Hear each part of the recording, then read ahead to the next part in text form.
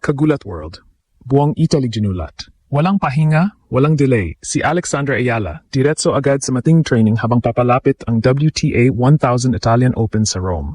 Sa halip na magpahinga matapos ang sunod-sunod na torneo, pinili niyang bumalik agad sa green sa Rafa Nadal Academy. Isang malinaw na mensahe, hindi siya pumunta sa Italy para makilahok lang, pumunta siya para lumaban. Ayon sa mga ulat, aktibo na si Alex sa high-intensity clay training, pinapahusay ang movement, shot selection, at match readiness bago ang kanyang pagbabalik sa isa sa pinakamalalaking torneo ng WTA calendar. Hindi ito simpleng practice. Ito ay paghahanda para sa isang mas mataas na antas ng laban, kung saan bawat punto ay may bigat, bawat rally ay may pressure. Sa kasalukuyan, hawak ni Alex ang momentum ng kanyang pag-angat sa rankings at patuloy na development sa clay. Isang surface na dati niyang kahinaan, pero ngayon ay unti-unti niyang ginagawang armas. At habang hinihintay ang official draw, isang bagay ang malinaw. Hindi siya papasok sa Rome bilang underdog na nangangapa. Papasok siya bilang isang player na may misyon, isang player na gutom sa breakthrough. At kung ang training na ito ang basehan, hindi lang Italy ang magugulat. Pati buong tennis world, posibleng mapalingon ulit. Ito ang hindi agad napapansin sa likod ng viral videos at hype. Ang desisyon ni Alex na bumalik agad sa matinding training ay hindi simpleng routine. Isa itong strategic move. Sa level ng WTA 1000 tournaments tulad ng Italian Open, hindi sapat ang talent o momentum. Kailangan mong pumasok na fully calibrated, physically, mentally, at tactically. Sa Rafa Nadal Academy, ang training ay hindi lang tungkol sa paghampas ng bola. Ito ay system-based development. Ang bawat drill ay may purpose. Footwork para sa clay movement, endurance para sa long rallies, at decision-making para sa high-pressure situations. At dito hinahasa si Alex ngayon. Ayon sa mga reports, focus siya sa pag-improve ng clay game. Isang mahalagang adjustment dahil ang Italian Open ay kilala sa mabagal at demanding na surface. Sa clay, hindi ka basta makaasa sa power. Kailangan mong mag-isip, mag-adjust, at maghintay ng tamang pagkakataon. At dito nagiging critical ang patience at composure, mga aspeto na unti-unti nang lumalabas sa laro ni Alex. Pero hindi rin may kakaila ang urgency. Sa mga nakaraang clay tournaments, hindi pa niya tuluyang nababasag ang barrier. Ilang early exits, ilang missed opportunities. Lahat ng iyon ay bahagi ng learning curve. Pero sa halip na maging setback, ginagamit niya ito ngayon bilang fuel. At dito pumapasok ang pinaka-importanting factor, timing. Ang Italian Open ay hindi lang basta torneo. Ito ay preparation ground para sa French Open, isa sa pinakamalalaking stage sa tennis. Ibig sabihin, ang performance niya sa Rome ay maaaring magdikta ng momentum niya papasok sa Grand Slam. Kaya ang ginagawa niyang training ngayon ay hindi lang para sa isang match. Ito ay para sa mas malaking run. Sa mga clips na kumakalat online, makikita ang intensity ng kanyang sessions. Walang hint ng complacency, walang bakas ng pagod. Pure focus, pure intent. At dito mo makikita ang evolution niya. Hindi na siya yung batang prospect na nag-explore pa lang. Isa na siyang athlete na may direksyon, may plano. At higit sa lahat, may malinaw na target. Kaya habang hinihintay ang draw at ang kanyang unang kalaban sa Rome, isang bagay ang sigurado. Kapag pumasok si Alex sa court, hindi siya papasok para sumabay lang. Papasok siya para baguhin ang narrative. Habang umiinit ang anticipation para sa Italian Open, mas lumilinaw na ang tunay na laban ni Alex ay hindi lang tungkol sa kung sino ang makakatapat niya sa draw, kundi kung gaano kalalim ang kanyang readiness sa mismong sistema ng clay court tennis. Dahil sa level na ito, hindi sapat ang magandang form. Kailangan mong mag-adjust sa bawat detalye, movement, spin, patience at mental endurance. Sa clay, bawat rally ay parang chess match. Hindi ito mabilis ang tapatan ng power.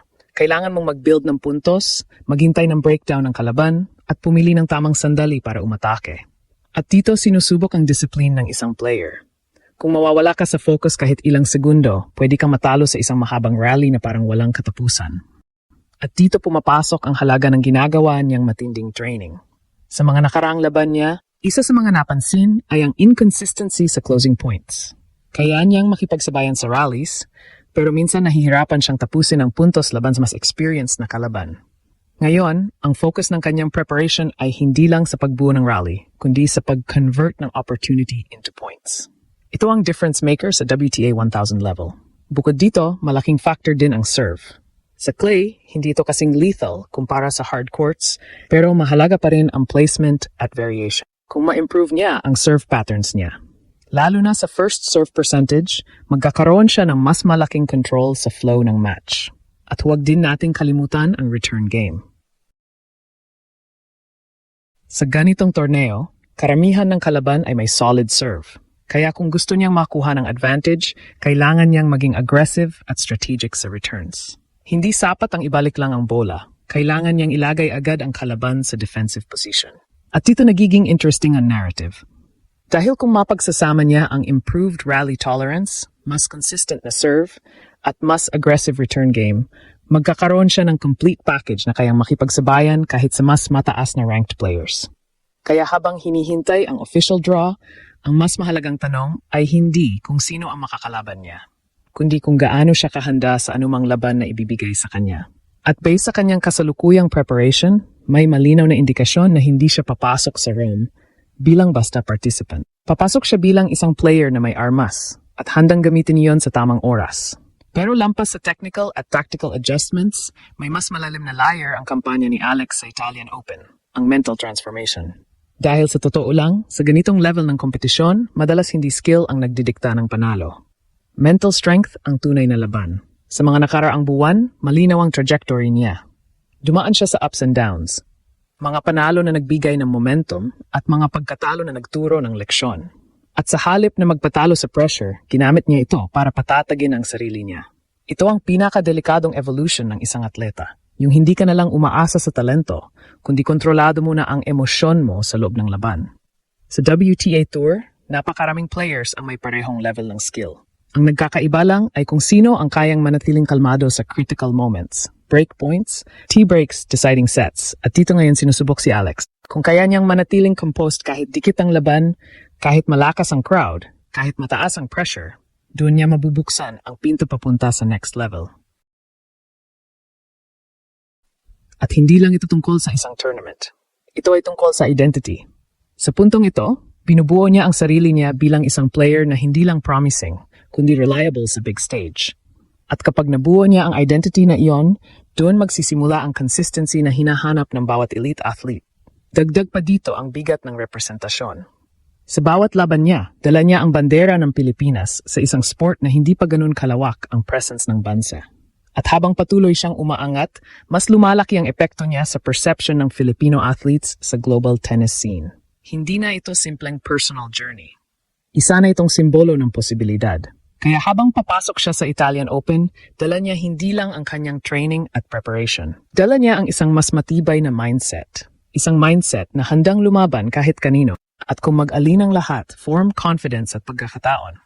Posibleng ang Rome ang maging lugar kung saan tuluyang magbabago ang narrative ni Alex.